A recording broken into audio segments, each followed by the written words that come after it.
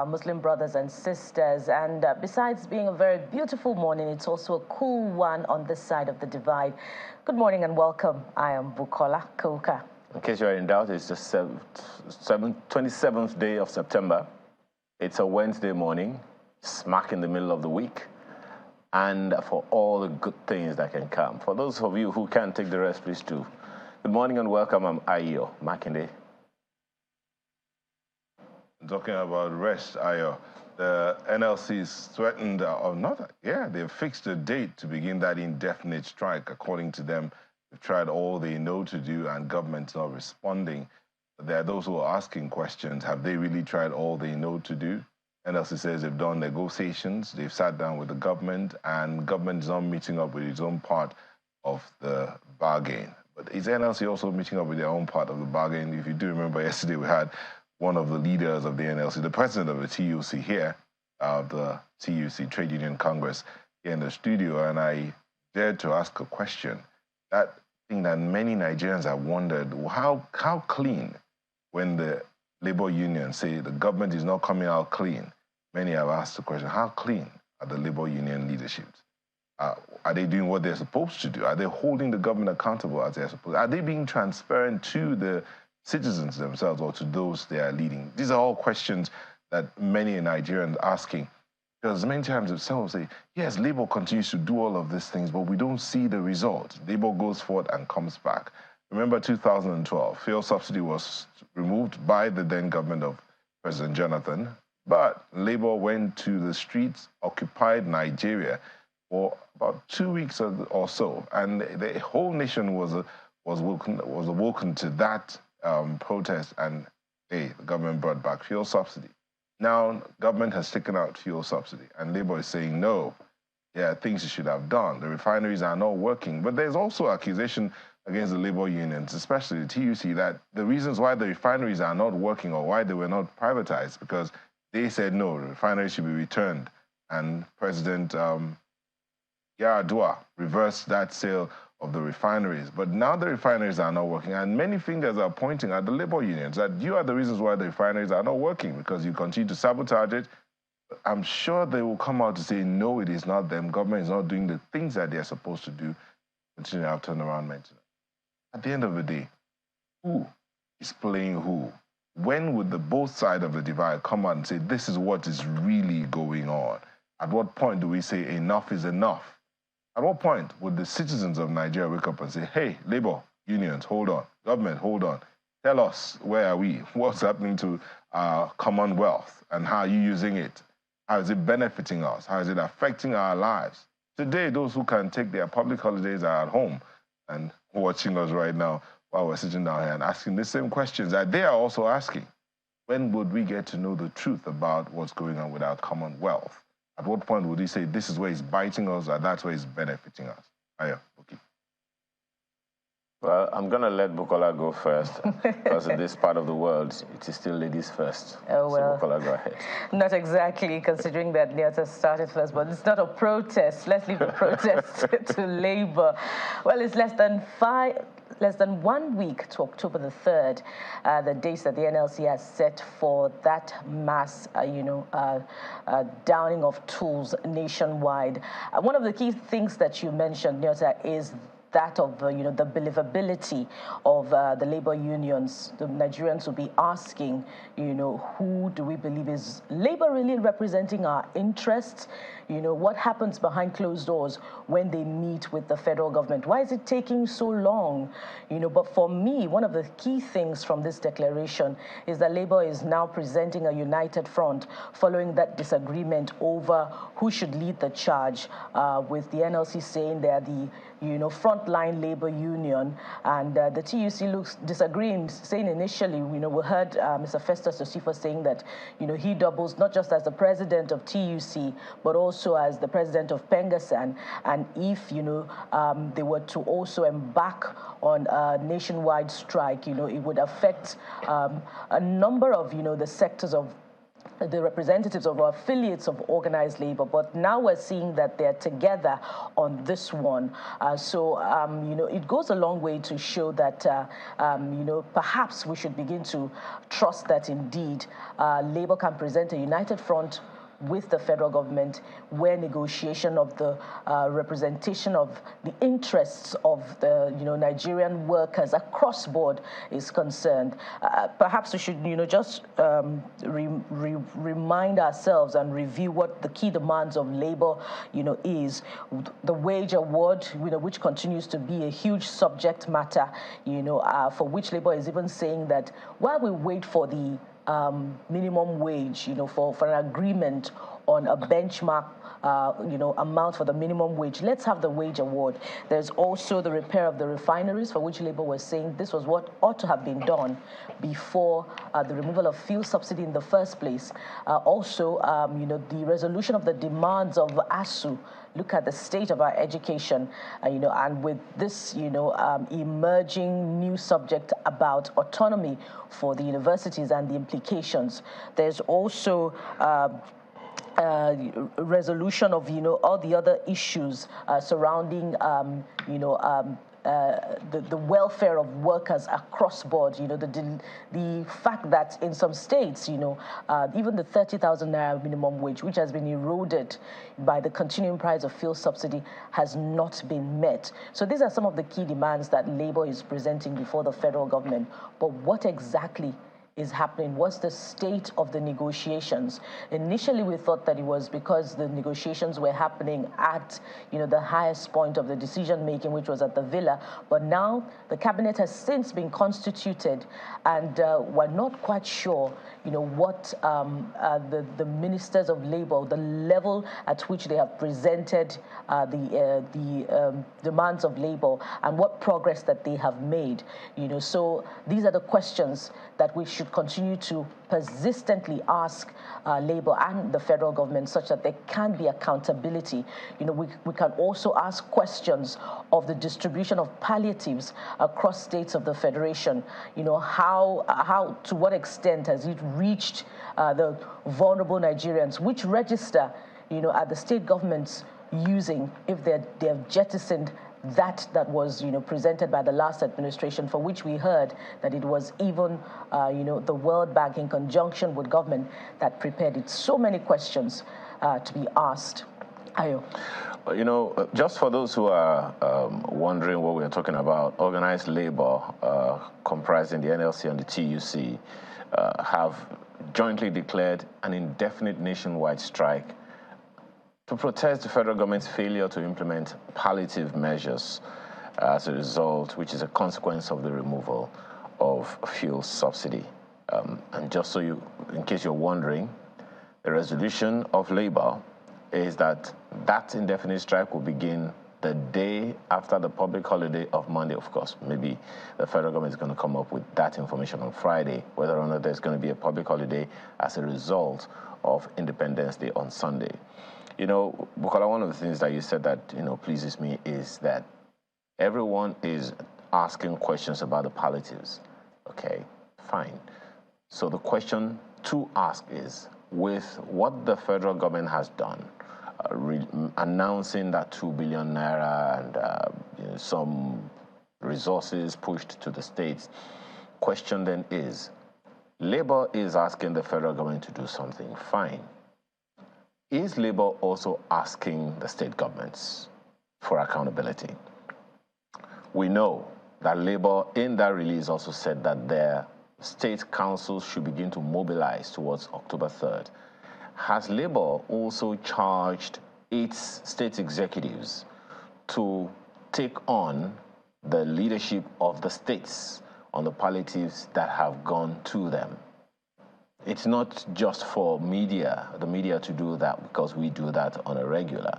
But does Labour also feel a need to do that as well? Secondly, does Labour want the fuel subsidy removed, which everyone believes it's a problem? The conversation we had yesterday with one of our guests was saying there is never going to be a good time, never going to be a good way, because there will certainly be a consequence. it wasn't this government that really that removed the subsidies, something that everyone knows. Just an announcement, and as we have often reminded ourselves here, you know, and then that happened. So the questions that Nyota is also asking are there. Is Labour also being open? Who is tasking or challenging Labour about some of this information that is available to us? We continue to ask the question about the refineries working. Former President Obasanjo has said that he's not sure that the refineries can work by December. But we wait, because the federal government has made that promise. We wait to see whether or not it will keep. The government will keep its promise, as they have said. So we wait. But Labour has made this declaration. Can it be averted? Speaker of the House of Representatives, in his own intervention, said that, look, we shouldn't go that way because, according to him, it will aggravate an already bad situation. This was made known by him when they resumed after their break yesterday, and they had that plenary. So the questions continue to be there. Nigerians, we are all on the same table, in the same boat, on the same road, in the same traffic. Nigeria must move forward. Will this strike help? The plight of Nigerians in every part of the country is not unknown. Will this strike, indefinite strike, help to remove figures of those in poverty or make it worse? So many questions to ask, and because we are all interested in the Nigerian project, I guess we wait. In the meantime, the dailies are saying exactly the same thing. Look at the front page of the Vanguard newspaper this morning. It is also making that same announcement of what Labour has decided to do. And guess how it puts it? NLC, TUC, start nationwide indefinite strike October 3. That's it right there on the front page of the paper this morning. And look at the right there. Say no meaningful dialogue with government. Urge Nigerians to stockpile food items, other necessities. A good number of questions were asked, with what money? And direct state councils, affiliates to step up mobilization. Have the states, again, also been asked to ask questions from the state governments, whether or not or how they have distributed the so-called palliatives? Mm-hmm. Questions. What format, what register has been adopted? And please don't even get me started on the register, because we had an interview here on Sunrise on Saturday morning, and one of the persons who was part of it, he gave us a copious process of how meticulously they went to the wards for the people to select who is poor among them. But we also made another discovery. There is the social register, and then there's the beneficiary register. Which one is used? I guess we'll have to ask the politicians. So many questions, thrown up by that, discovery alone. I'm telling you. Well, Mr. and Mrs. is also saying something similar, only this time this one is a little elitist. Mrs. is saying, I'm sorry, dear. I mistakenly broke the rear lamp of the SUV. Mr. backing Mrs. Oh, no. Another breaking news. Well, I'll leave you to do a double take on that one. Let's follow up with the Nigerian Tribune this morning. The Nigerian Tribune chose just a slightly different path with a follow-up on the confirmation of the new leadership of the Apex Bank, from the hallowed chambers of the Senate yesterday. And this is how it chooses to render its own version of the story. How Forex issues, inflation will be tackled, as ascribed to the newly confirmed CBN governor, promises 1 trillion naira GDP in 8 years. Senate confirms him for deputy governor. How will 1 trillion naira GDP be achieved? We'll be asking those questions on your behalf this morning on the program. But in case you're looking for further details, you'll find them on page 5 of the Nigerian Tribune. And you can also catch up, with the screening process, the scrutiny, the questions asked from the senators yesterday when you visit our YouTube page, youtube.com/channels. There are other stories on the front page of the Nigerian Tribune this morning. Let's go to the bottom strip. Court stops impeachment of Ondo Deputy Governor. That's a page 21 read. And the rider says, court can't stop your impeachment process. Ondo Speaker tells Ayedatiwa. So the politics of Ondo State is gathering and steam, and there's more to come from that part of the Southwest in the coming days. We have proof. FG holding secret talks with bandits. That's ascribed to the Zamfara governor, and it's right after that of the Ondo story, just by the extreme right-hand corner of the Nigerian Tribune, and it's at page 29 read.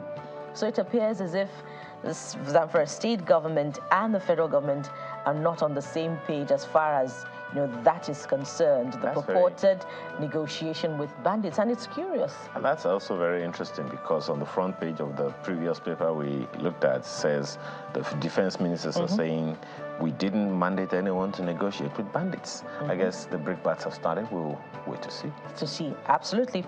And just under the nameplate this morning, there's also what we started with. NLC TUC to begin indefinite strike on October the 3rd. And above the nameplate, coroner's inquest into Mohbad's death begins Friday. I believe there's one writer that provides insight. Reps observe 1 minute silence. I want thorough probe. That's a page 8 read on the front page of the Nigerian Tribune. Let's leave it there for the Nigerian Tribune this morning.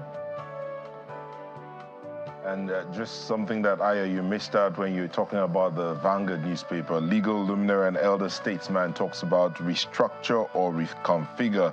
Afebolola says, our educational systems must, as a matter of principle and priority, aggregate, propagate, document, and transfer knowledge to our children on the true meaning, essence, and quality of our Nigerianness, as an article written by elder statesman and legal luminary Afe Babalola on page 22 there. But let's go on to the Guardian newspaper and what they lead with. They're talking about the effects of, how do you say it now, liberalizing the petroleum industry in Nigeria. It says more factories, businesses may shut down as diesel hits 1,100 per liter. So it's strange how in a liberal market, an open market, everybody's selling at this almost at the same rate. So where is that openness or that thing that says market factors determining the pricing there? But let's say they said what manufacturers spent on alternative energy between 2016 and 2022. You see the graphics there. Guardian's been doing this a bit. I know we talked about, our guest yesterday talked about the new editor of the Guardian, what he's been doing with infographics on the front page of the Guardian. So you see a breakdown of what manufacturers have spent on alternative energy. So meaning that if that power sector is really taking care of, a lot of things will change. We've talked about this over and over and over again. But below that, Cardoso speaking, say how CBN will stabilize Naira, slow down inflation. You might need to listen to that conversation we had yesterday on Sunrise Daily from one of our guests, Mr. Nachi, who was talking about how to de-dollarize the Nigerian economy. Then instead, go to page 27 and see what Cardoso is saying about stabilizing the Naira. Below that, in search of qualified teachers for basic secondary education, check page 4, news analysis. And that story about the TUC and NLC strike from October 10. But police arrest 3 Adama Monarchs councillors for selling palliatives. Who does that? Palliatives are meant to ease the pain, the burden of the removal of subsidy on petrol, and some people are selling them. Whoa. It's on page 30. Get more details on that. IPOP, page 30 also, Flay's history book labeling Ndigbo as invaders, troublemakers. Go check page 30. Which history book is that? And that conversation about our Nigerianness and who a Nigerian and what Nigeria as a nation is, many will say we need to sit down and have that conversation. Who are we as a people? And all of that. But that's it from the Guardian newspaper. You know, you just underscored, Neta, what we talked about the other time with that story on the front page of the Guardian Police arrest 3 Adamawa monarchs and councillor for selling palliatives. These are the people that I believe the Labour should be going after. Are you asking these state governments whether or not they are doing the right thing by their people? How did the palliatives get into the wrong hands in the first place? I thought we had a social register from your conversation on Saturday, and the beneficiary register. And these are supposedly monarchs. Don't forget that who you'll inevitably interact with at the local government and ward levels. It leaves much to be desired about the integrity of the leadership of those in the communities where the palliatives will be distributed. Don't forget that the governors, I think, a good number of them said they had question marks about the social register, right?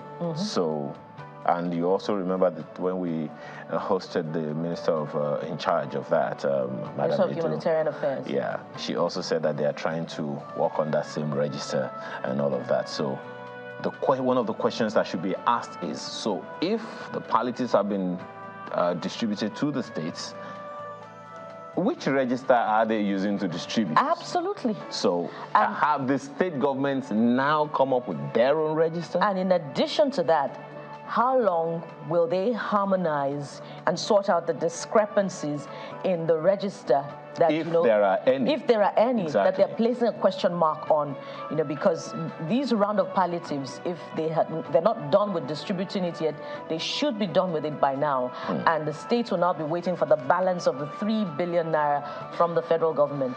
Well, so many questions. That Labour, it's back to you as far as I'm concerned. This Nigeria has the same story. The lead story is about the proposed strike of Labour. No going back, say NLC TUC. Begin indefinite nationwide strike in 7 days. Urge Nigerians to stockpile foodstuff. Reps Speaker begs organized Labour against down tools. Find the details on page 4.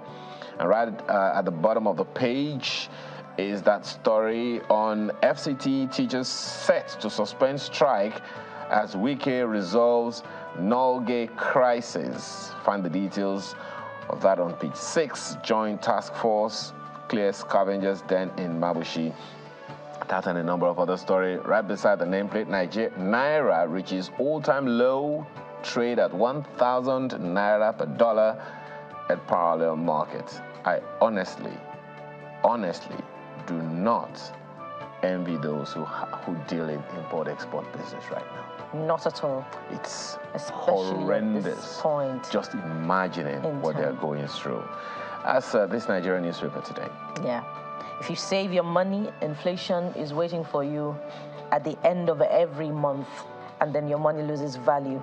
Well, as we would say, the new CBN governor has his work cut out for him. Daily Independent is next this morning, and it also trails the planned strike by organized labor. And this is how it is captioned. Fuel subsidy removal, FG asked to avert strike, shows sensitivity to labor demands. A host of riders here. NLC, TUC commence total strike October the 3rd. Say talks with FG failed to yield tangible results. Afenifere has waded in, urges FG to ameliorate citizen sufferings. Nationwide strike will worsen challenges. That's ascribed to the Speaker of the House of Reps, Abbas. And on the left-hand side of the Daily Independent this morning, there are a number of other stories. This one is cheery. The first just beside the picture inset on the front page. Tinubu okays payment for 12 attack helicopters for Army aviation. It appears the fight against insecurity is about to receive a boost there. And right under that one, we've reviewed this earlier on, but yet again, court stops impeachment of Ondo Deputy Governor. State Assembly explains position, prioritizes due process. And right under that one, you'll find that the Senate President is speaking. Akpabio urges colleagues to protect Nigeria's democracy. And that's about it from the front page of Daily Independent newspaper this morning. Okay, since you called that, let me go with it. Daily Trust newspaper is the next one we have here, and they're talking about the Zamfara varsity abduction. That's what they're leading with, that story. Survivors narrate ordeals in hands of bandits. It says, my son, granddaughter, over 50 others abducted. Eyewitness. Varsity not fenced, poorly policed. Attack, the third on institution. That's what Daily Trust is leading with. It continues on page 4. We're talking about the security matter. Like, that's a lot of it here. But let's see that above that, one just below the nameplate, we have this. Leah Sharibu dumps first husband. Remarries another ISWAP commander.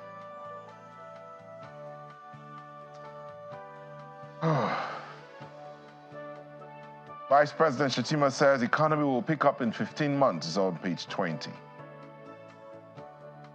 On this other side, beside this picture of U.S. Venezuelans crawling through the border at the Mexico-U.S. border, Maulud, Tinubu, Shettima, Atiku, Akpabio, Barao preach tolerance, page 8.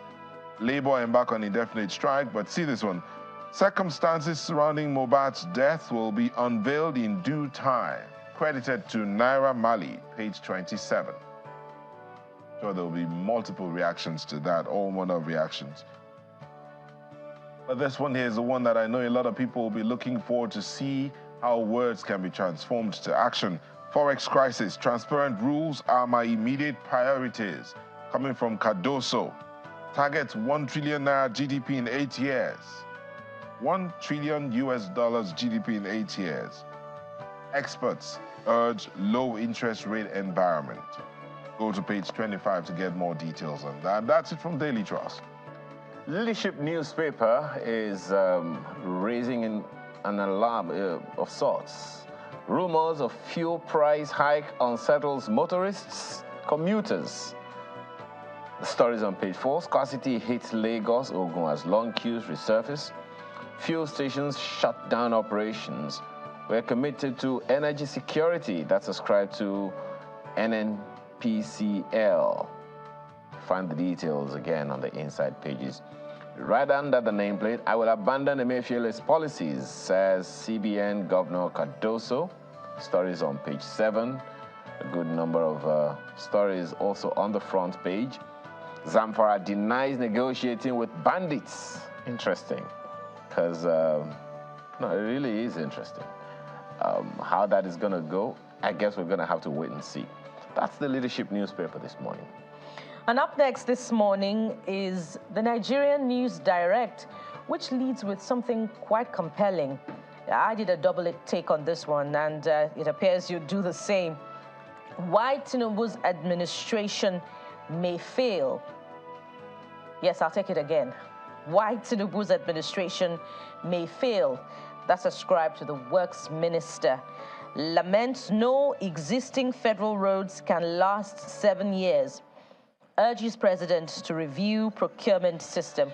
Well, first of all, perhaps we shouldn't just run ahead of ourselves on this one and see details first and see, you know, if it's the rendering or the caption that has been sort of tweaked because it's difficult to wrap one's head around it. I don't know about you, Ayo.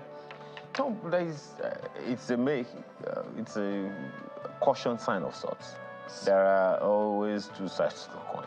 Just as you said, and I think you put it quite. It's not a Freudian slip. Well, I don't know whether from a member of the administration. He spoke, and he is the Minister of Works. Minister of Works. And he is speaking specifically to the works. What's on ground? What's on ground in his ministry, talking about the fact that certain roads cannot last up to 7 years.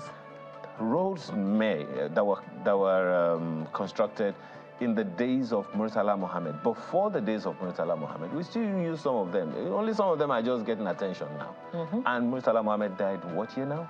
In the 70s? In the 70s. For God's sake. So if a Minister of Works is saying that, it is something to give us, to give concern. And if he's an engineer, an acclaimed engineer that we Absolutely. describe him as, I think we should listen to him. Absolutely. But it's also reminiscent of the conversation we had with him some weeks back, right here on Sunrise Daily, and we asked him all those critical questions, about how those roads may not last. based on the weight that they have to bear daily from articulated vehicles. There are quite a number of other stories on the front page of the Nigerian News Direct this morning. There's this one: NDIC bags 3 ISO certifications for outstanding performance. At least there's something to cheer. Let's go to the bottom strip now to see some other, more cheery stories. Well, at least there's one. Ogun. Abiodun flags off construction of aviation village. And lastly, not so cheery, but you can find details on the inside pages. Politics from Osun State, as this is ascribed to the APC. Adeleke bled Osun finances into bankruptcy in 10 months. Not coming from me, it's coming from Osun APC. Let's leave it there for the Nigerian News Direct. Well, I guess that's another responsibility you have to confirm if you must. Well, that's much of the papers we can take this morning, and a number of other issues lined up coming right after this break. Do stay with us.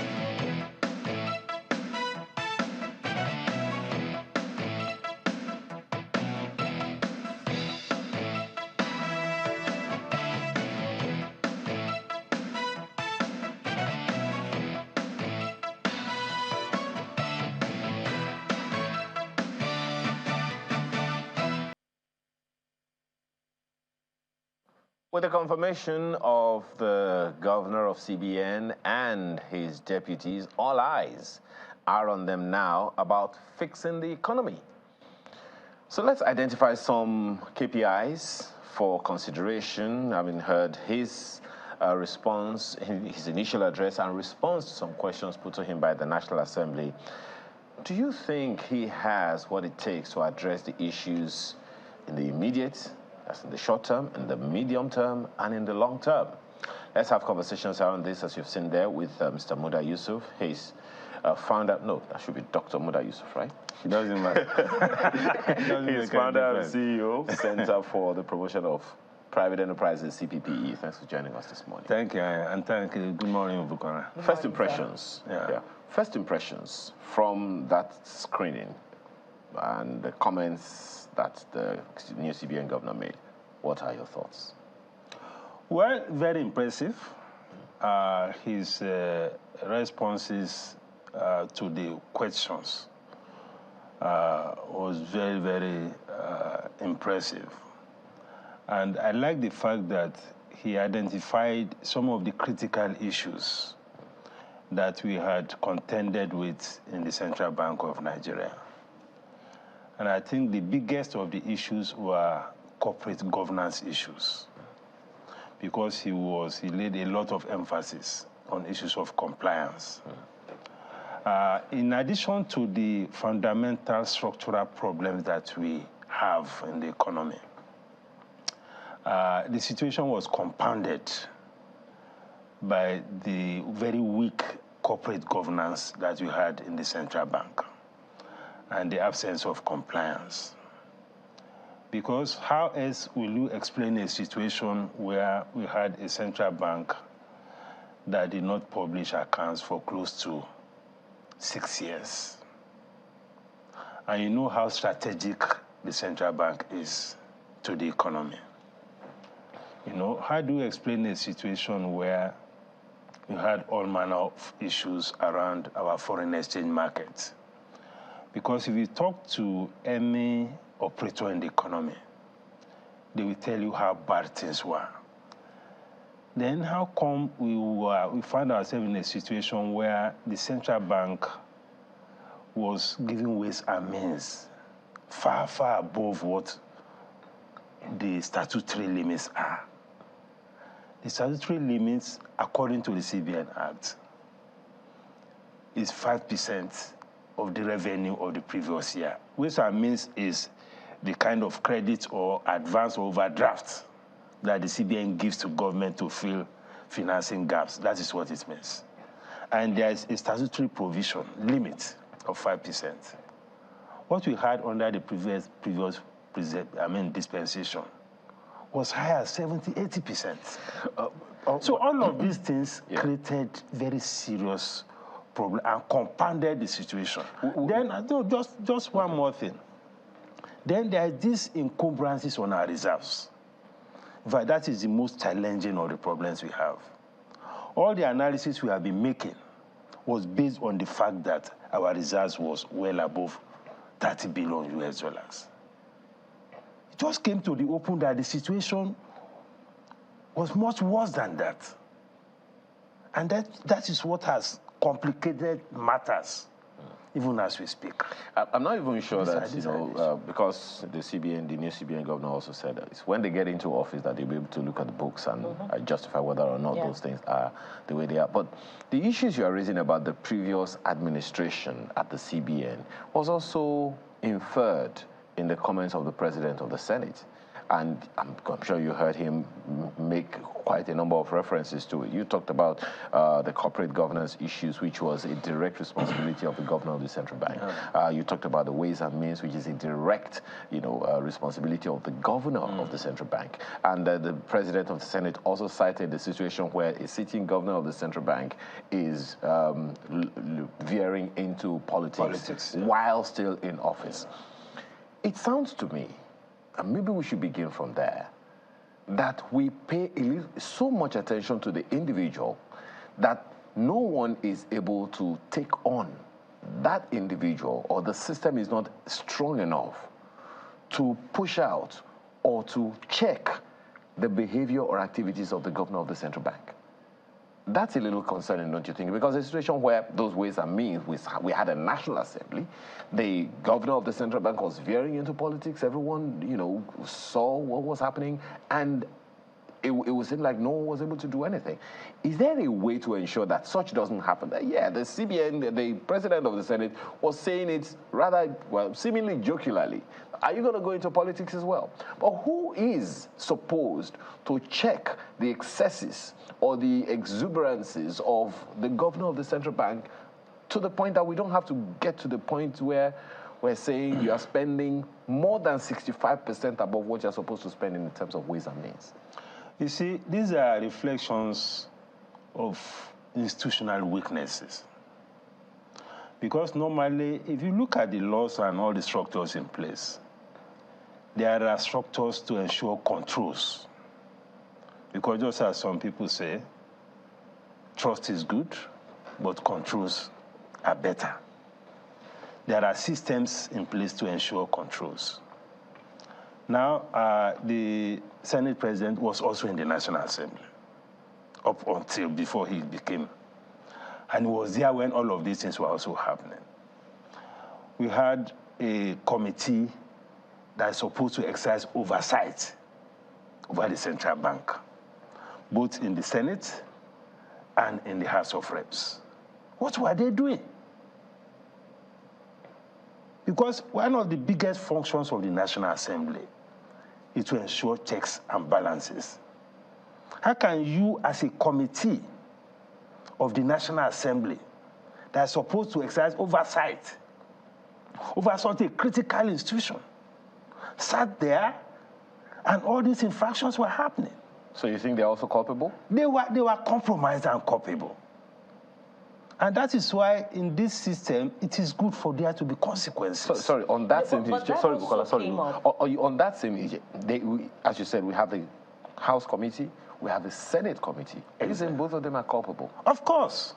How else will you explain this? But Dr. Yusuf, you were there for how many years? And all of these things were happening? And none of them had the courage to stand up. But even members of the National Assembly, how many of them stood up to challenge these things? Apart from those in the committees.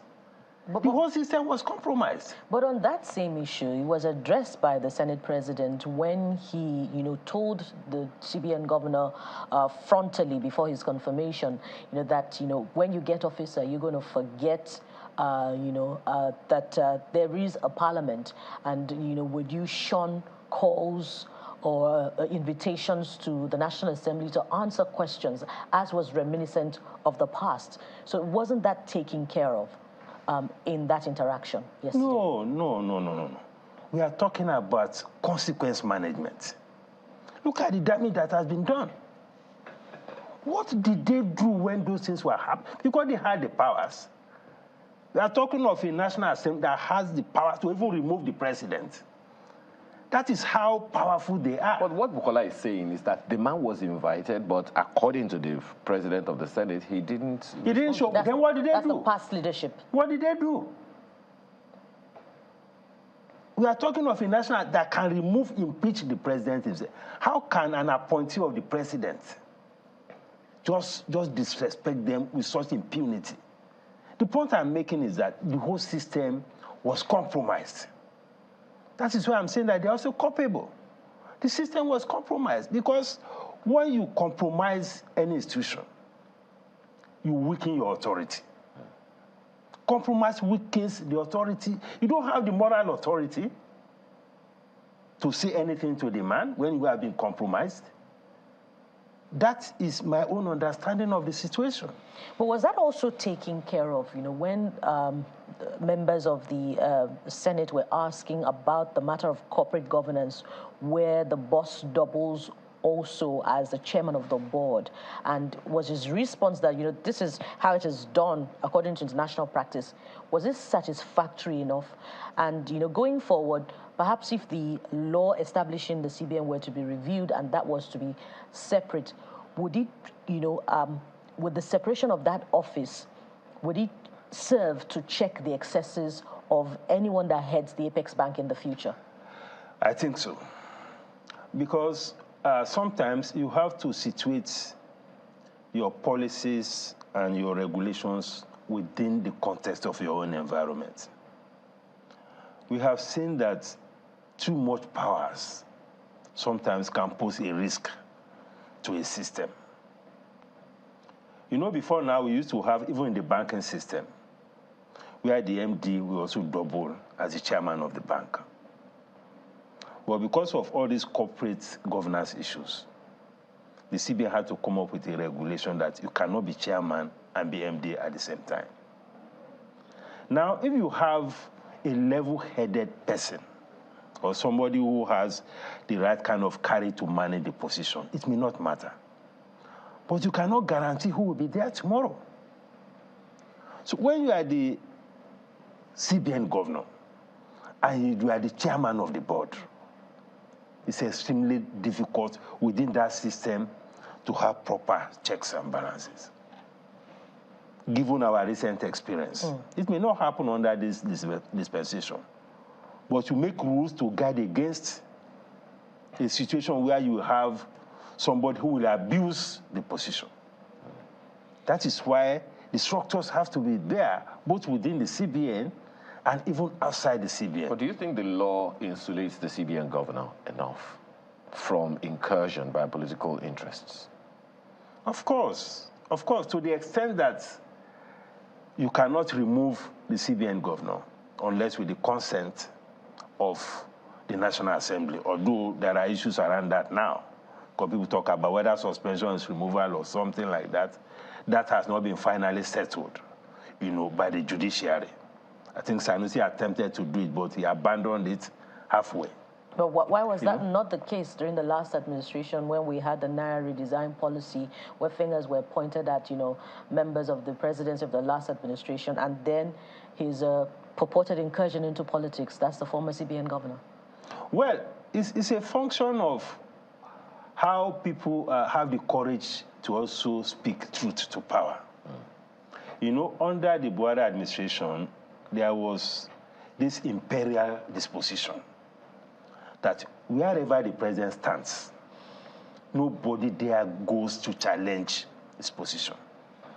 And the previous governor was able to do that because he had the backing of the president from all we saw. And once he had that, he was able to intimidate everybody, even including the National Assembly. So that was why they could not do anything. So for me, the National Assembly has not done well at all at that time. I mean, look at the way the Naira redesign went. The man called the bluff of everybody, almost even including the Supreme Court. Dr. Yusuf, let's make some progress, because now that we have a new dispensation on our hands, one of the things that the new CBN governor said is that if they are confirmed, the immediate plan is to stabilize the Naira. The immediate plan to stabilize the Naira will be for the Apex Bank to settle some financial obligations and make what they call transparent rules. First of all, there are those who are wondering what that means. And secondly, how significant do you think that would be in the immediate? No, that's very significant. Because you know how sensitive the economy is to foreign exchange issues. This economy is highly sensitive to developments in the foreign exchange market. Unfortunately so. Because the level of import dependence is extremely high. So managing the forex environment is the topmost priority for him.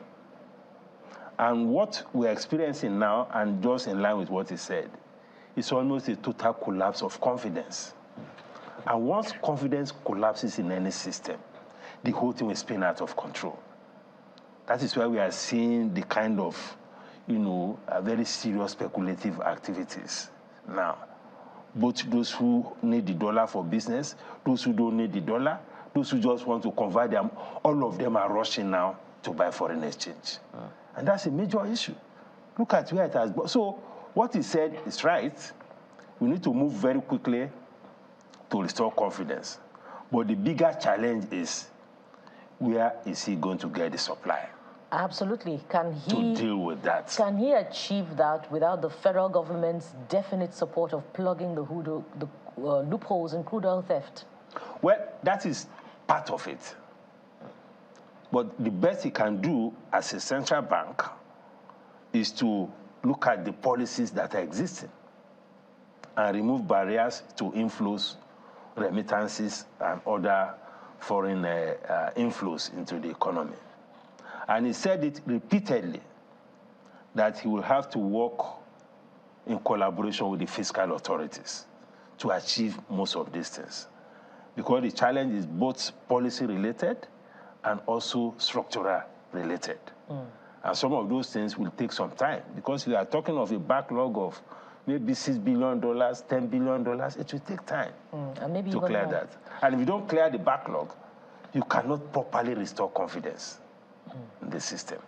I know my colleague in Abuja has more questions for you, but just before we go to Abuja, the promise of doubling the growth rate and achieving a $1 trillion economy in the next 8 years, how realistic is it? Is it okay to give highfalutin promises that, like most administrations and their representatives give, and 6, 7 years down the line, it's still eluding the country? Well, 8 years. 8 years is a long time if we really get things right. Because this economy has the fundamentals to deliver on that kind of promise. I say that because we have the resources and we have the people. The biggest obstacle to the economy is those in governance. Once we're able to fix that, and once he's able to do some of the things he said, and once those in the economic team are also able to do the right things, we have the entrepreneurs. We have those who can create the wealth to take us to that point in 8 years. I believe it's something. And we have the resources anyway. Most of our resources are being suboptimally utilized. We are not capturing value the way we should capture value. It's feasible if we do the right things. Absolutely. Nyota. Thank you very much. Thank you. Dr. Yusuf, my colleagues have asked a lot of questions, but let's look at this matter of the inflation rate. I know he talked, the new CBN governor talked about what he's going to do, or the exchange rate. He's talked about settling on unsettled obligations and rules that are transparent, putting out rules that are transparent, that even the investors will clearly see that this is what we're doing. Again, that will work. But see what the IMF was talking about. IMF put out, or giving hints on how to avoid a debt crisis, says policy changes are more likely to yield tangible results if the fiscal institutions are strong and efficient. So we have a new CBN governor who has a reputation. And he has talked about some of the things he's going to do, the low-hanging fruits that he's going to handle.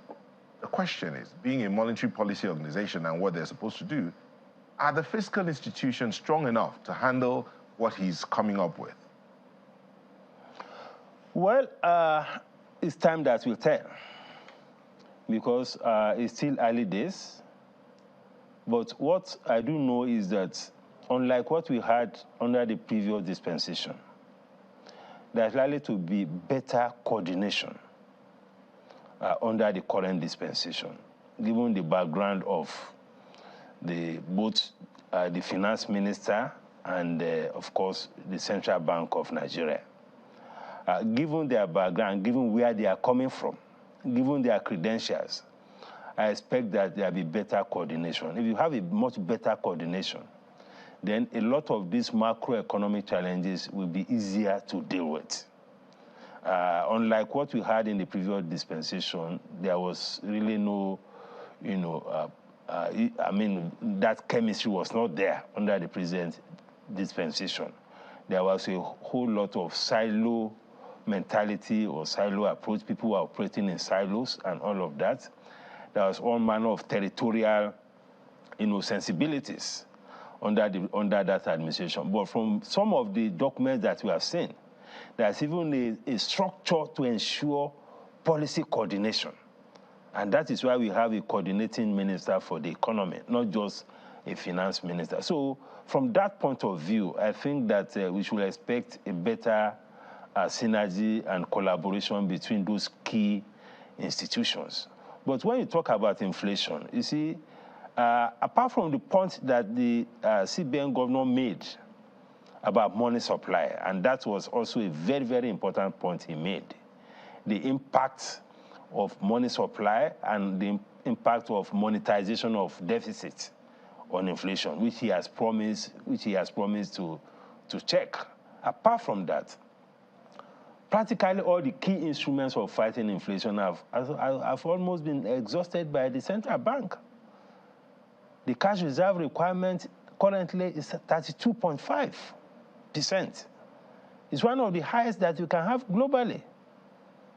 And the implication of that is that for every 100 million naira deposits that gets into the banking system, 32.5 million is sterilized with the Central Bank of Nigeria.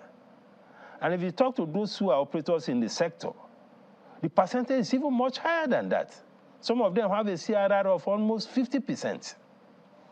Then you have the MPR, which is already at 18.5% or so.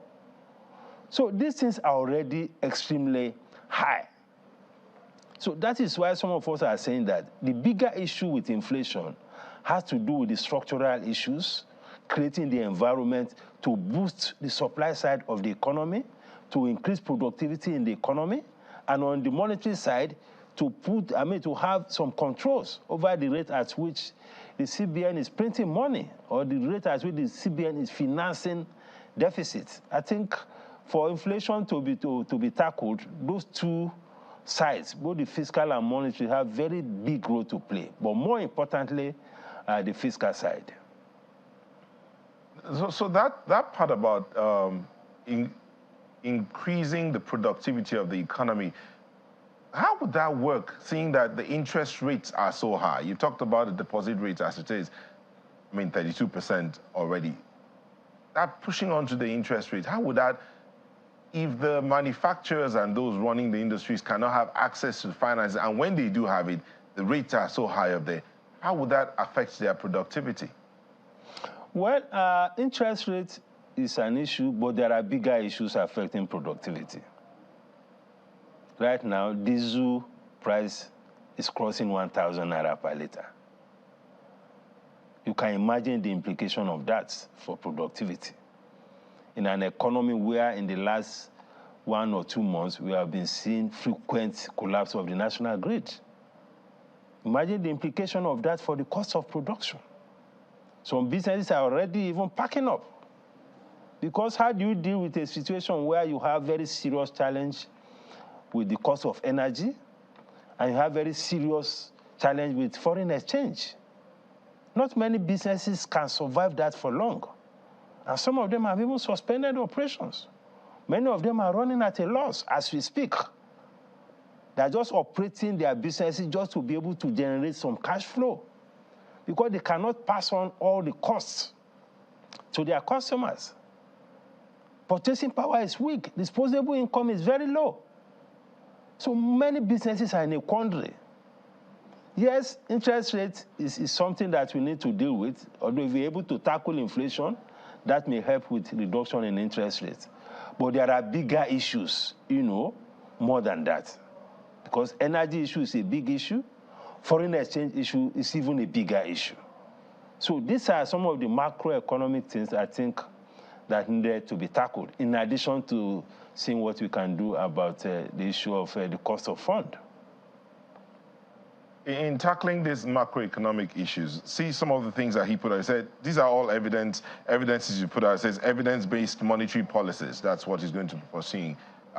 So the policies will be based on evidence. But he said, at least 50% of inflation has been as a result of money supply and deficit financing. So he will work with the fiscal institutions to manage the deficit financing matter of things. But the low-hanging fruit in this area of inflation, managing the inflation situation, even as the experts have said, this is the area he needs to pursue.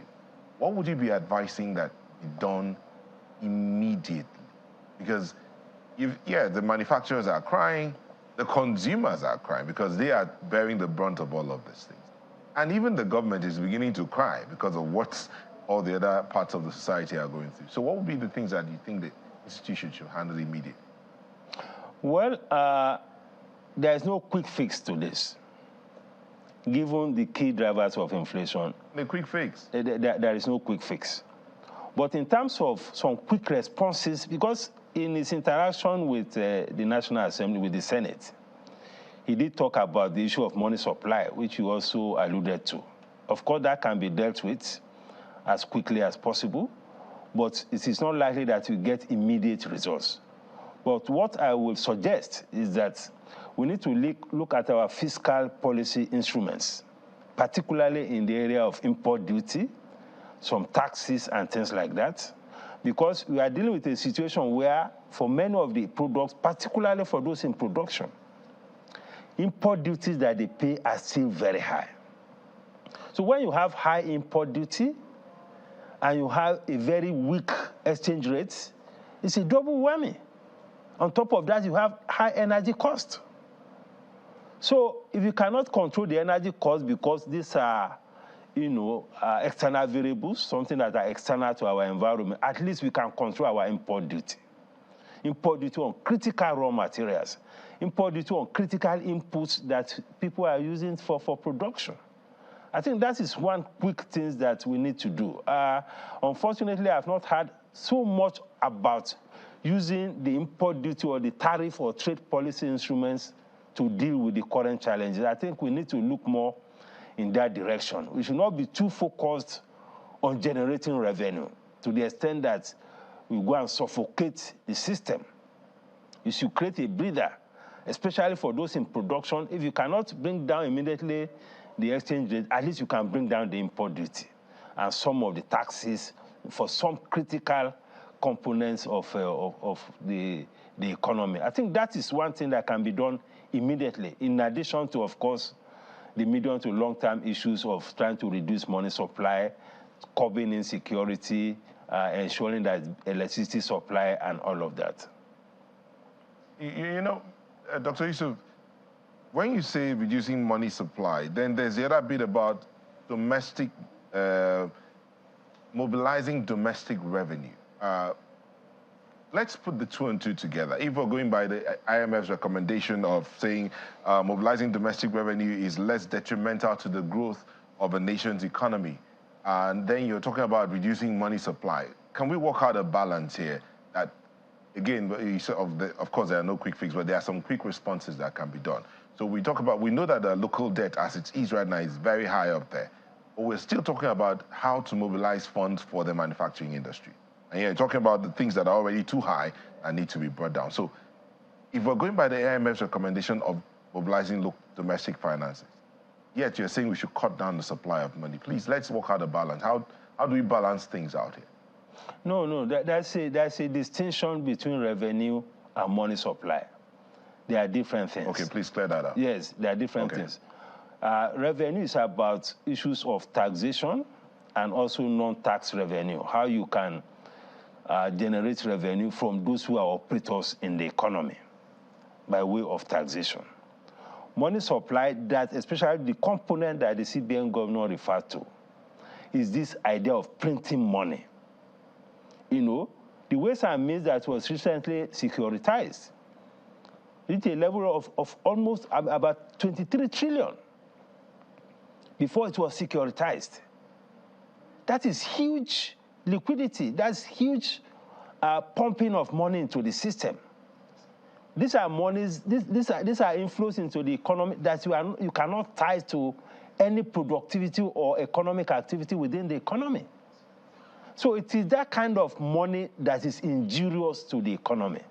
And that is the kind of thing that we need to cut down. The normal taxes are things that are derived from normal economic activities. So that is the difference. The money supply, especially the financing of deficit by the CBN, is very, very injurious and detrimental to the economy. It creates challenges for inflation. It creates challenges for exchange rates. And I think the CBN governor emphasized that very well during his interaction.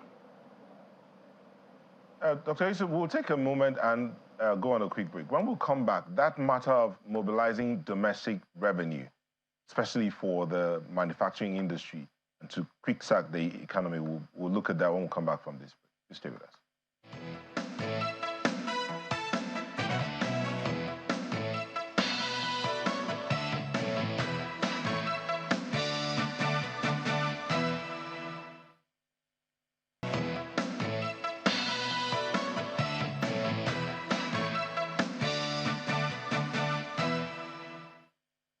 Welcome back. Our closing moments with Dr. Muda Yusuf, founder, CEO of Center for Promotion of Private Enterprise.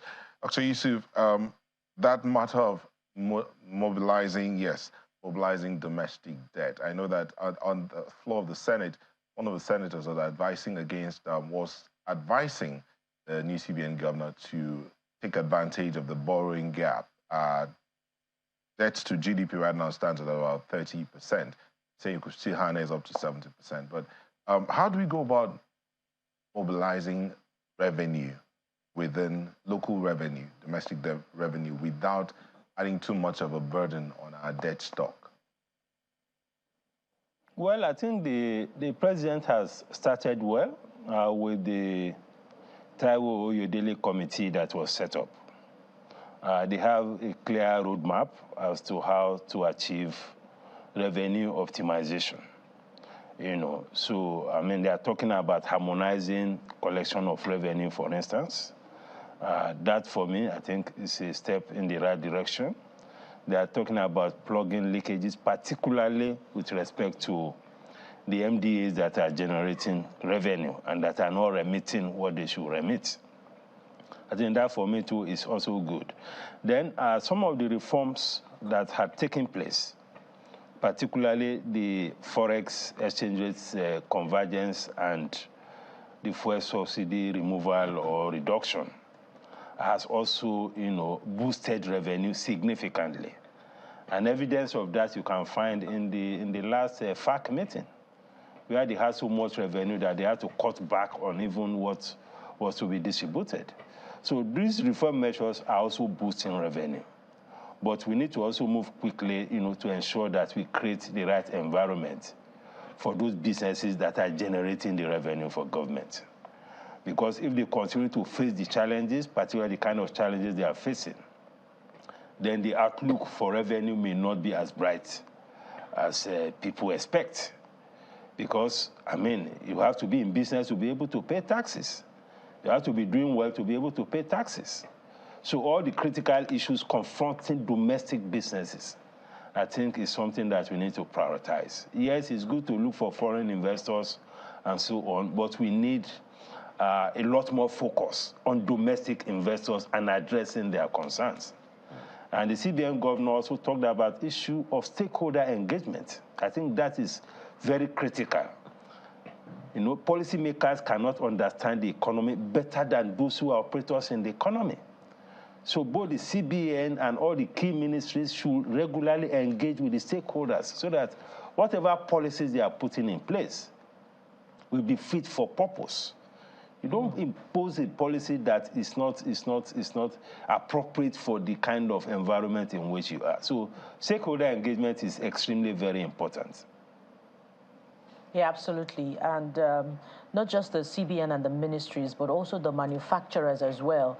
And I noted that earlier you touched on the CBN, the new governor's resolve, you know, to sanitize that sector by taking a look at the rules of operations. You talked about an economy where, you know, the energy sector is hugely dependent on the foreign exchange market as well, because it's also denominated in dollars. But look at this, Dr. Yusuf. On the front page of The Guardian this morning, the big story is more factories, businesses may shut down as diesel hits 1,100 naira per liter. But there's also something that it talks about, what manufacturers spent on alternative energy between 2016 and 2022. And there are huge figures here, Dr. Yusuf. So what's the potential of this alternative energy market within Nigeria? And what, you know, rules of operations would you be recommending that the federal government, through the new, CBN leadership, puts in place such that, you know, manufacturers can be less dependent on these, you know, other main energy sources? Well, I think these are essentially fiscal issues. And the government needs to respond to the issue of power supply very urgently and more fundamentally. You know, because if we had steady public power supply, why would people be relying on diesel for production? Why would people be relying on PMS to power their generators and all of that? So we should prioritize improvement in electricity. The government has done well. At least we have seen some policy reforms, decentralizing electricity generation, distribution, and all of that. But we need to do that a lot more quickly, so that we can deliver power. But there are other power sources that manufacturers. There are other power sources, but the cheapest of all, the most dependable, and given what is happening all over the world, is this public power supply. It's cheaper than diesel, it's cheaper even than gas, and it's much more environment friendly. So the government needs to do a lot more. We cannot just leave it entirely to the private sector, because power is a developmental issue. You don't leave something that is purely development, that is strategic to economic development, that is strategic to productivity and competitiveness. You don't leave it entirely to the private sector. So governments will have a way to also have an input and do some heavy lifting in the power sector so that the private sector can take over from there. You can see that most of the investors in that space, most of them are struggling. Even the good number of people will say, what has been, excuse me, it was in the hands of the government before, and some sectors of it are still in the hands of government. I don't know what have we come up with. Anyway, excuse me, but that's beside the point. Just before we go, Dr. Yusuf, I want to ask this question. In the light of the previous administration's Chinese yuan naira swap, that's the perspective from which I want you to look at this. The dollar has been the global reserve currency since the 40s. And I understand that there are a number of other countries who are looking to other, reserve currencies as opposed to the dollar. Given the volume of trade between Nigeria and other countries other than the US, and by the way, it so happens that China has the largest reserve, of more than 3 trillion, in its reserves. So one wonders then, do you think Nigeria should be looking to a different reserve currency so that maybe that will, one way or the other, reduce the dollarization of the naira? Do you see that happening? Well, it's a good idea to diversify, the way in which we keep our reserves. But what is most fundamental is to build an economy that is very productive, that is competitive, regionally and globally. Because whether you are talking of Chinese yuan, you are talking of dollar, you are talking of euro, your capacity to earn those things depends on what you're able to produce and how competitively you're able to produce. I think those are the more fundamental issues. Of course, there are a lot of sentiments about moving away from the dollar and all of that. Our destiny is in our own hands. If we're able to have an economy that's very productive, and we'll be able to have more say as to what happens. And in any case, trade is not business that does the trade. I mean, it's not government that does trade, it's business people. So the business that will determine if you export to China or somewhere, you can determine which currency you want to be paid. And it depends on, again, how liquid and how reliable those currencies are. Because when I look at the Chinese yuan to the naira, it's just over 100 naira. And then to 1,000, come on. Don't even answer that one. Dr. Muda Yusuf, founder, CEO, Center for Promotion of Private Enterprise. Thank you so much for your time. Thank you very much, my pleasure. Really appreciate it. Thank you. So we're back right after now to take on another conversation. When we return from this break, do stay with us.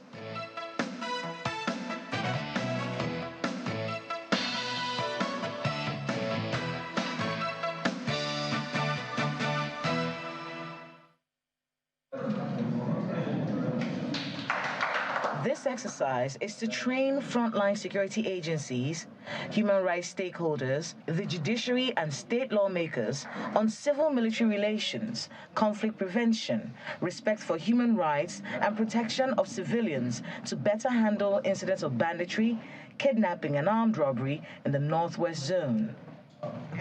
These incidents of insecurity have resulted in the death of many, displacement of thousands, and kidnap of many others, whose families pay ransom before they're released, while communities have also suffered collateral damage during military operations to nip the menace in the bud, creating mistrust.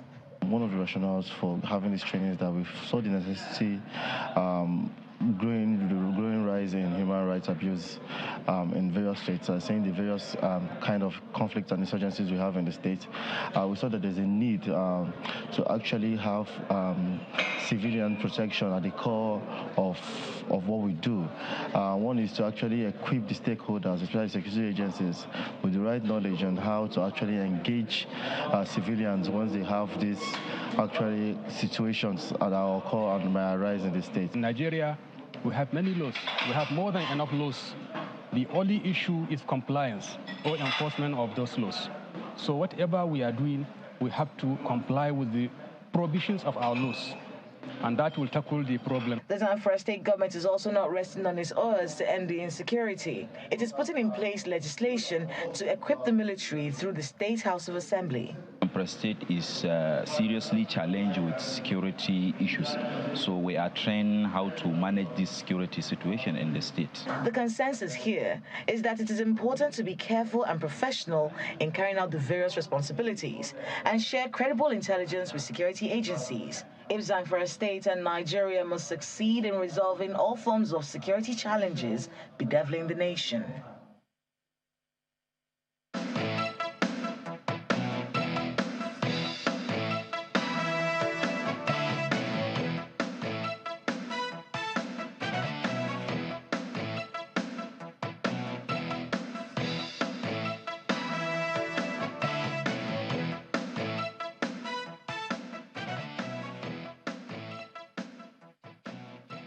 Thank you for staying with us, and that's where we're going. The Zamfara security. We do remember that the Zamfara state government had accused the federal government of negotiating with bandits, which suggests that they are on separate pages, and this may hinder their quest to tackle the terrorist situation headlong. Our guest is Sani Abdullahi Shinkafa, who's a former chairman of the Committee on Prosecution of Armed Banditry and Related Offences in Zamfara.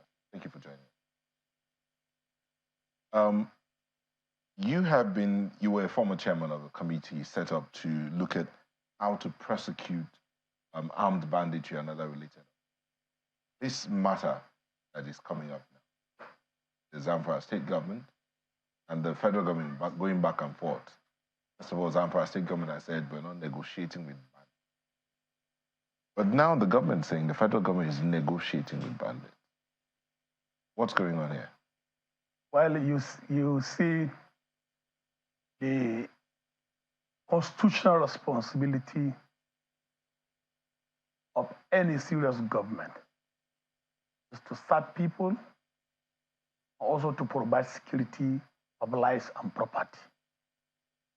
So the issue of protection of lives and properties of citizenry lies within the ambit and the functions of the federal government. Mr. President is the Commander-in-Chief of Armed Forces of the Federal Republic of Nigeria. It is on record when the students of the Federal University Gusau were arrested, were kidnapped, and adopted by armed bandits. President gave a marching order to military and the security agencies to rescue these kidnapped female students, which were kidnapped last week in Gusau, who are also students of the Federal University. So there are many approaches in the fight against insecurity, which comprise terrorism, armed banditry, cattle rustling, kidnapping for ransom. That is two approaches, kinetic and non-kinetic approach. So the kinetic approach is where you use total military operation in the fight against armed banditry, terrorism, and any form of criminality. Non-kinetic is where you engage traditional rulers, Fulani leaders, respected members of a society, and other religious bodies, even the security committee in a locality. Because to save some collateral damage, to save costs in buying arms and ammunition, and also to bring harmony in a locality. So the state governor accusing federal government of negotiating with the bandit or negotiating with any form of criminals in the state is out of context. We should not play politics with the life of people and their properties. It is on record. The governor met with the National Security Advisor, with him and the governor of Niger State, and also Senate Committee Chairman on Security Intelligence, to discuss the way to go about restoring peace in Zamfara State. So if the office of NSA or the military or Ministry of Defense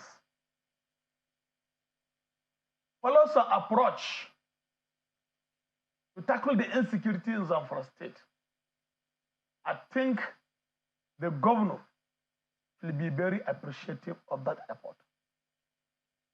Because the governor's responsibility is to govern the state and also to deliver dividend of democracy. When there's no peace, no security, all the socio-economic problems in the state will be downgraded. So I do know that there is no governor worth his onions that will sit down and watch his house in chaos and not do anything about it. And you've said here now the president is the commander-in-chief of the armed forces. Yes. All the security apparatus sits with the federal government. So it's the federal government that will deploy, so to speak. Now, if there's a situation on ground, if he has met with all of these people you've mentioned, but he's saying now that he, as a state, has said, we will not negotiate with these people. But you are coming to, that's his stance. So do you think that he doesn't want to work with the federal government to end banditry in his state? What he was trying to say, I'm very sorry to say it, he's too economical with the truth. Because he knows, I know, you know, Nigerians know, deployment of military lies within the powers of Mr. President. It's a constitutional responsibility of Mr. President to deploy Army, Air Force, including the Navy.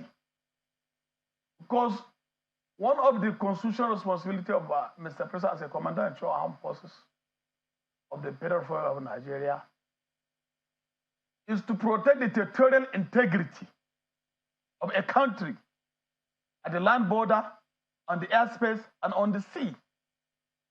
So if the governor is saying that he's not going to negotiate with the bandit, but the constitutional responsibility of the deployment of military forces lies within the powers of the governor, that is where the question arises.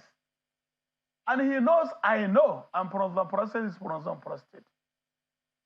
I knew more than 200 kidnapped victims were released unconditionally by the bandit previous week and last month. In Birni Magaji, in Muhaye, in part of Maradun, including in Shinkafi, where I come from.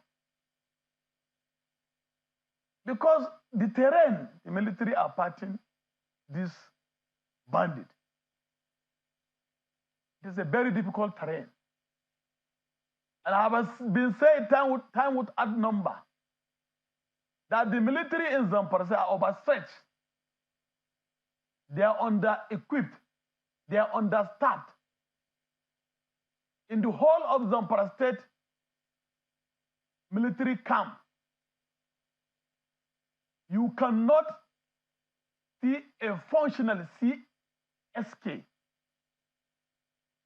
ammo personal carrier vehicle, to curtail this bandit. So for the governor to sit down and be accusing federal government of negotiating with the bandit, internationally, there is two ways, as I have said earlier, to fight insecurity, terrorism, kidnapping, and any form of criminality that is kinetic and non-kinetic approach. Okay.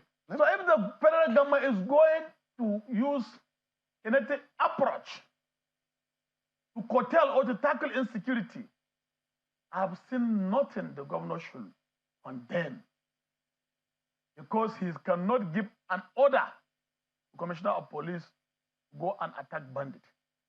It is from the federal government.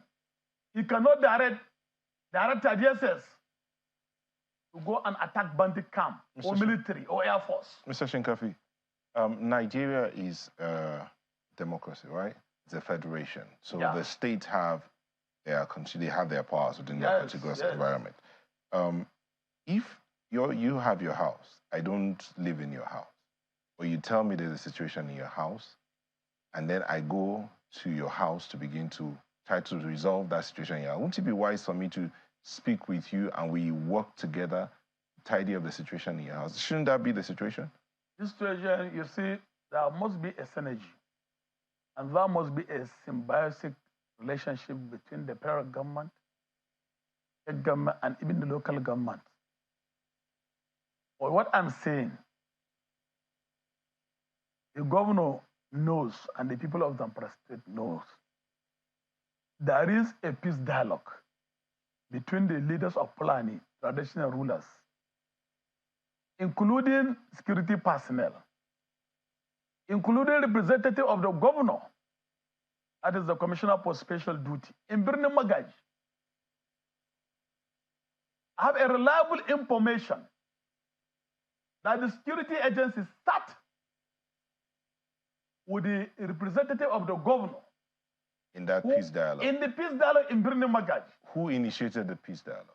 The peace dialogue is between the military, as is the military, and the state government, and the locals there. Okay, so the military representing the federal government, state government, and the locals. Personnel are there because what I'm trying to tell you, I have said it. You have to use two approach: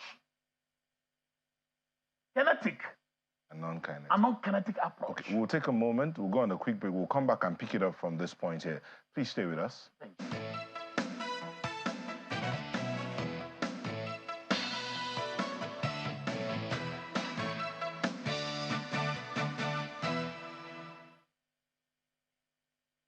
Politicians make lofty campaign promises, but do they really fulfill them? Are you worried about the quality of governance? Do you know how to hold your public officers and politicians accountable?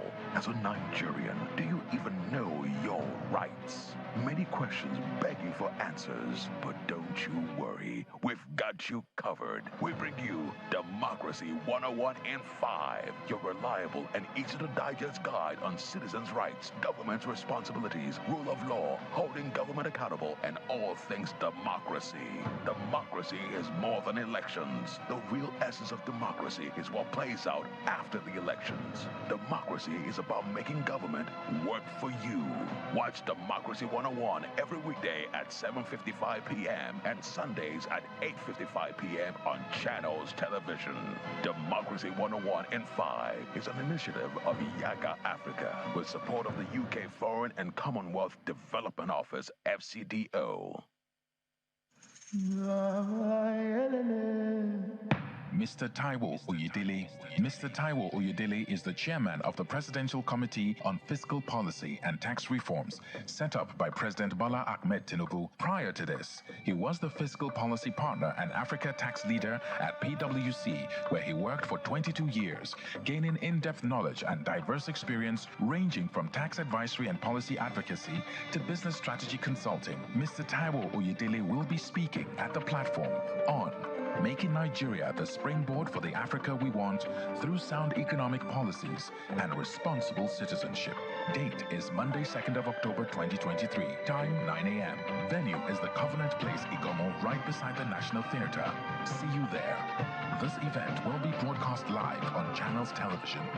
The platform is powered by the Covenant Nation.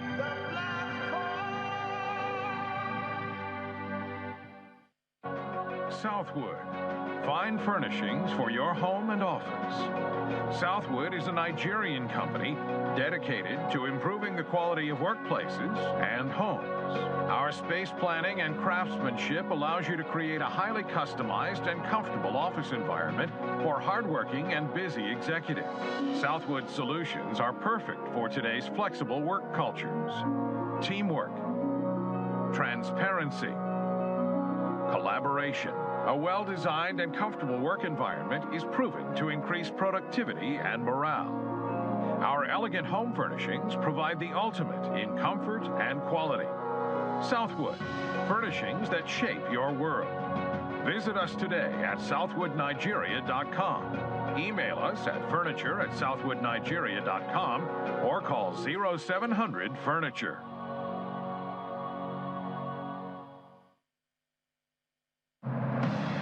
On October the 1st, 2023, Nigeria will be over 23,000 days, 756 months, 63 years as a sovereign nation. Watch Channels Television as it brings you Independence Day special with the theme, Empowering Tomorrow, a New Vision for Nigeria, with seasoned analysts, erudite scholars, and policymakers to blaze a new trail. Vision for the economy. not about the 10 or 4 years, but a vision that talks about what you want to make of this economy in the next 10 years, which means you must look beyond your own time in the office. If we're weighing down the military on all sorts of internal issues that we're having, who is going to solve this issue? We need to start empowering all the other civil policing agencies we have. Join us on Sunday, October the 1st, 2023, 7 to 9 a.m. to dissect the president's speech. Then Sunday Politics, 7 to 9 p.m. On Monday, we return with a bang between 5 to 9 p.m. for a town hall, only on Channels Television, a network built on trust.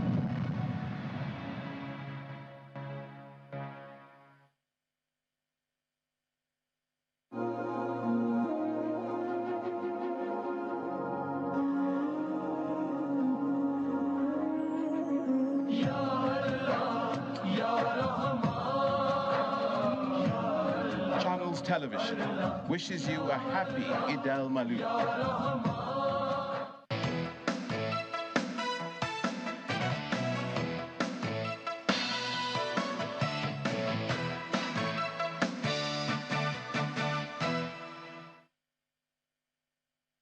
Welcome back. We still have Sani Abdullahi Shinkafi, former chairman, Committee on Prosecution of Armed Banditry and Related Offences, here with us. Thank you for staying with us. Before we went on that break, you were talking about kinetic and non-kinetic approach to ending terrorism, banditry and terrorism basically across the country. Now, we do know that this is not something that just started. It's almost a decade since this matter reared its ugly head. The question then will be, why is it seeming impossible to end banditry? Well, it is not impossible to end the banditry, but because of there are some contributing factors which make it very difficult and banditry within the shortest period of time. There is root causes of banditry, unless there's going to be a remedy on those root factors. That is lack of proper laws and legislation to prosecute these armed banditry-related offenses, which involve higher level of corruption on the part of security agencies, higher level of corruption on the part of the judiciary. There is a lack of proper border control. That is, population of smaller and lighter arms are being smuggled in the land border. And Zamfara State share boundary with the Niger Republic. In my local government where I come from, you can't spend 1.5 hours without entering Niger Republic. In Zulumi local government, you can't spend 20 to 30 minutes or 10 minutes. You just cross the border, Niger border. So there should be a proper check and balances on this border control. Immigration are not doing the needful, what they're supposed to do to stop illegal immigration of these aliens, foreign nationals, who smuggle smaller and lighter arms into Nigeria through the land border. Customs are not doing their work, what they're supposed to do. So what I'm saying, the most dangerous part of this banditry in Zamfara, politicians are toying with the life of the ordinary citizens of Zamfara by playing politics with banditry and insecurity to get unrecognized or undue publicity.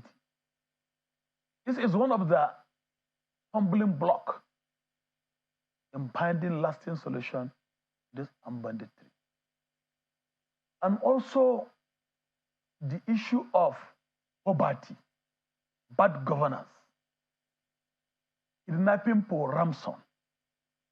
If you look at it critically, these bandits, they are not promoting any ideology like ISWAP, ISIS, Boko Haram, and Saruddin.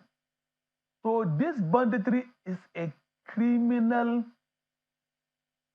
economic driving enterprise where you see in any society there is good and bad and ugly. So even in the military force, there is bad eggs who are aiding and abetting armed banditry. It's on record, on the line. In my community,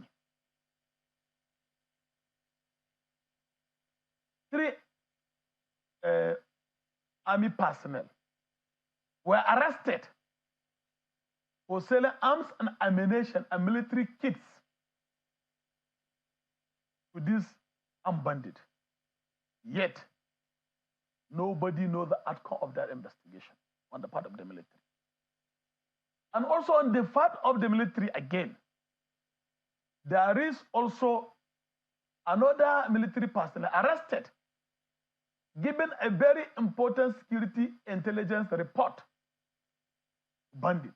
Whenever the Air Force want to attack the camp of the bandit, that military officer will have an information and he will relate to them and they will dodge from their head out. Yet, that report was not made public and nobody knows what is going on. So the problem, like this adoption of the students of the Federal University of Gusau, from my own personal opinion, I blame the governor because there is a security intelligence report which the DSS gave to the state government and action agencies. And the bandits have planned to attack educational institutions and the schools in Zamfara State. Yet, that has been done. No, hold on. I blame the manager of the university and the action agency. You know, you said something here that my colleagues in Lagos have questions for you, but just weighing on this one, you just said here now that there's a security report from the DSS given to the governor. Yes, and the action agencies. But earlier you said also that it is the governor cannot, in your words, cannot deploy the security agencies or the military. You said so. Yes. So if the report is there's a synergy between the state government and the federal government, even including local government, in the fight against this terrorism and insecurity in the land. So the state governor who owns the house gets this report and takes it to the federal government, say, see what's happening, and no action is done. And then you now say that the state government, you said earlier that he's politicizing the whole situation. Is that what you said earlier? Yes, because he visited the National Security Advisor on how to curtail the issue of insecurity. Okay. And as I have said earlier, the deployment of this security lies with the federal government. Okay. And on this note, he has no constitutional right whatsoever to say that he's going to use full kinetic approach to end this banditry. He doesn't have some power because this military cannot take order from him. Okay, let's take this to my colleagues in Lagos. We'll come back here. Aya Buki. Yes, thank you, Nyota. Mr. Shinkafi, I'm wondering if we missed out on whether or not you told about the details of this report by the DSS to the state governor. But before we explore that, let's touch on the negotiation that you talk about, that you said happened between the military, the state government, and the locals. I believe you said in Birinim Magaji. If not, you can clarify that. If this indeed happened, then why the disagreement between the federal government and the Zamfara state government over ongoing negotiations with bandits, with the defense minister clarifying, saying that we are not in any negotiation with bandits in Zamfara state, but the state government is insisting that the federal government is engaging in negotiations with bandits in Zamfara state without carrying it along. So where did the disagreement arise from? If you're telling us categorically that there is a representative of the state government in that negotiation? Well, it is very unfortunate that politicians are trying to play politics with the lives and property of the citizens in Zamfara State. It is on record. Anybody is at liberty to find the details from the secret police or from the military. When the peace dialogue was initiated in Birni Magaji, representatives of security personnel were there. Representative of the Plani, that is Alaji Shinge, and other Fulani leaders, including traditional rulers, including the Commissioner for Special Duty, the governor, was there. Can any commissioner go and attend such sensitive meetings without the governor giving him an authority to represent him or to represent the state governor? So clearly the Commissioner for Special Duties is holding brief for his principal, that is the governor. So the issue of the report we are talking about, the State Security Service made available report to the governor and the action agencies. There is some notorious armed bandit kingpins who have made it publicly that they are going to attack some educational institution in Zamfara State. Yet, the state government, the action agencies, and the management of the University of Gusau refuse to take a proactive measures in curtailing the adoption or the occurrences of kidnapping of these students. So this is a serious threat to the life and property of people of Zamfara State. If the state government and federal government are accusing or counter-accusation. So the most important thing is to safeguard the life and property of the good people of Zamfara State. Enough is enough. The people of Zamfara State are tired of this banditry. The socio-economic development in Zamfara State is in stagnation level. Nothing is going there. There's a lot of people, millions of people who are displaced. People cannot go to their farmlands. All economic activity in Zamfara State is grounded. But Mr. Shinkafi, people are living in depression, in anxiety, in starvation, in hunger, and disease. Mr. Shinkafi, why do you think the state government is feigning ignorance of this ongoing negotiation if its own representative is in that negotiation with the federal government and bandits in Zamfara State? What I have said earlier, that the civic responsibility of any responsible government is to serve people and also to provide security. If the federal government is doing all effort to tackle this issue of insecurity through kinetic and non-kinetic approach, that is by deploying full military force to fight this banditry, they can also take a second leg of non-kinetic approach.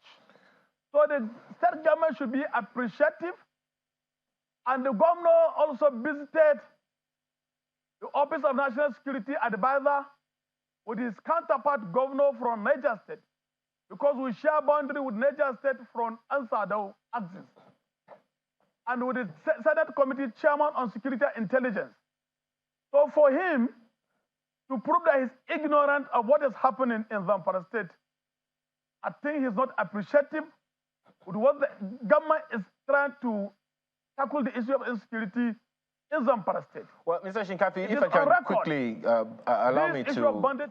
Just 1 second, Mr. Shinkafi, if you don't mind me butting in very quickly, because, you know, it's unfortunately, well, it just so happens that, you know, quite a number of governors in Zamfara State Zamfara State has a history of negotiating with bandits over the years with some previous governors, Governor Yerima, Governor Atwali, and the rest of them.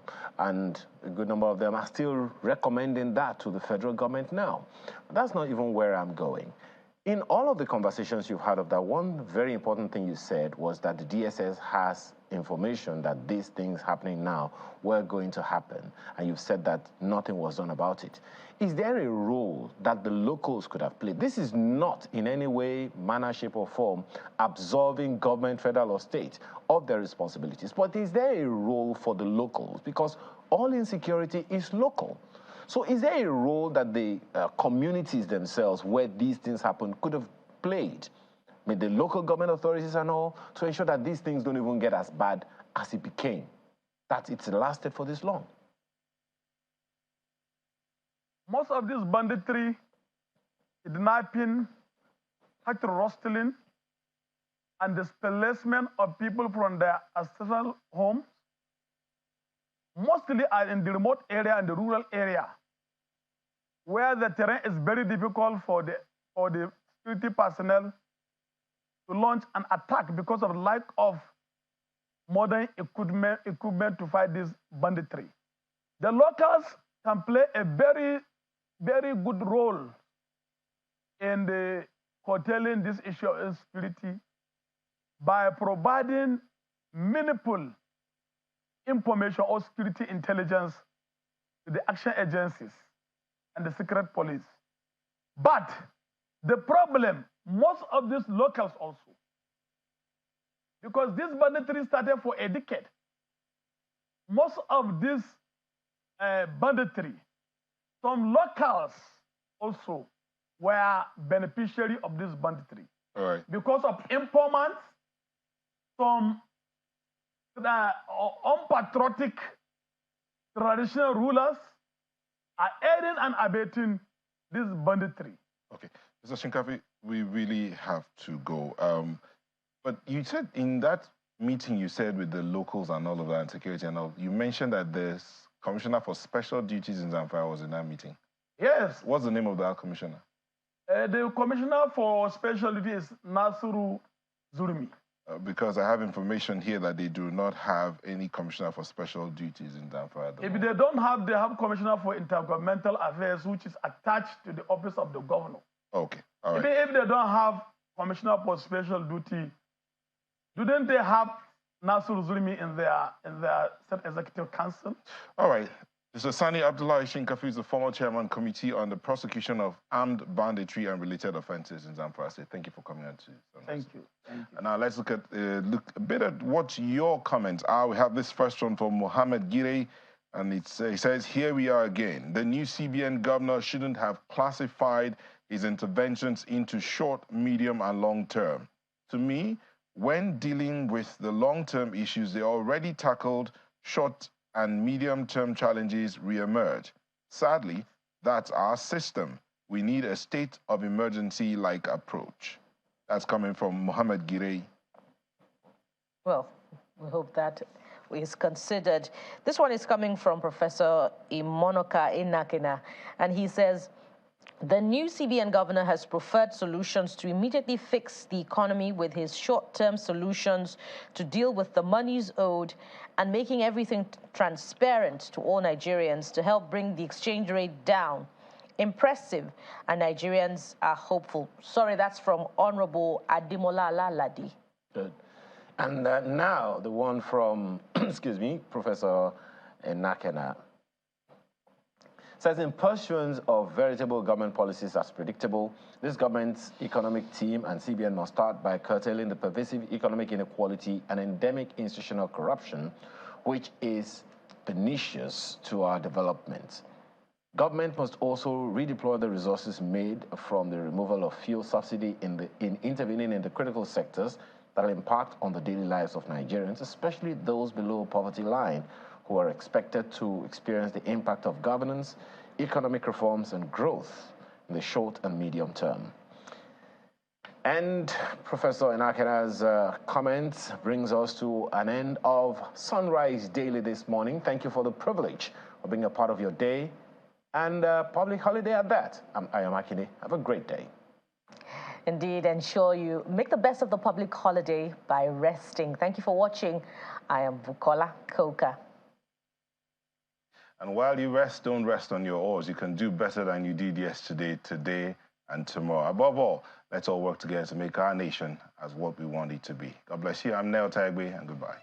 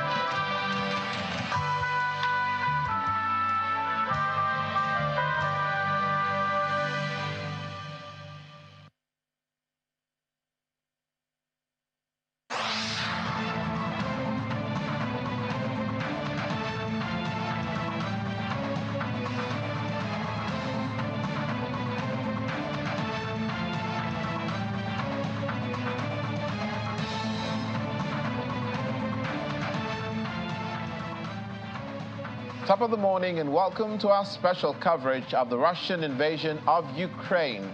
I'm Olumide Macaulay. The headlines. Russia blames US for Nord Stream destruction, citing emerging evidence. Russia hits Ukrainian port and grain facilities in airstrikes. Plus,